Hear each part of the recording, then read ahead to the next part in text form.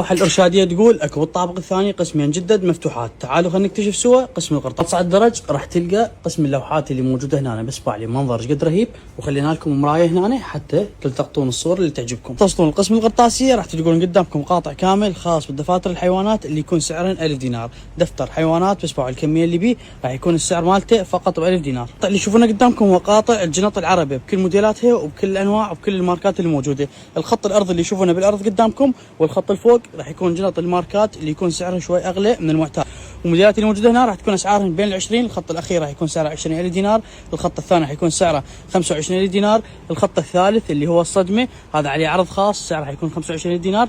4 قطع تجي بيها، بس باعوا لي الموديل بكميات خير من الله. باعوا لي تشتغل الابتدائيه سعره راح يكون 25000 دينار وبيها كميات خير من الله. هذا القاطع اللي هو خاص بجنط الروضه الخاصه بالاطفال، بس الترتيب مالته هذا الموديل راح يكون سعره 10000 دينار، الجنطه العربي بموديلاتها وجنطه الظهر بموديلاتها. اسمعوا الاشكال اللي بيها، هذا الموديل راح يكون سعره فقط ب 10000 دينار. هاي الجنطه الاحتياجيه الظهر، وهاي الجنطه راح تكون جنطه عربي بهذا الشكل سعرها. قسم راح يكون كامل باللانج بوكس والمطارات بانواعها وبموديلاتها. اللي قدامكم راح يكون خاص بالدفاتر والسجلات. قسم اللي هو الاقلام الميكانيك، بس الاقلام لطيفه راح تجي باشكالها، السعر مالتها حيكون فقط ب 1000 دينار. اكتشف قسم المطارات، بس هذا قسم كامل خاص بالمطارات مال الاطفال بكل انواعها بكل موديلاتها، حتى المكات موفرينها لكم باشكالهن وبموديلاتهن. بس هاي المطارات اللي تكون بكواليتي كلش عالي، طبعا الكواليتي مالتها كلش لطيف والكواليتي عالي. بس جمال المطاره اشوفكم هذا الموديل، بس الترتيب مالته هاي الحراريه، هاي مطاره حراريه. هنا قسم المحفظات، بس هذا قسم خاص بالمحفظات مال الاطفال. كان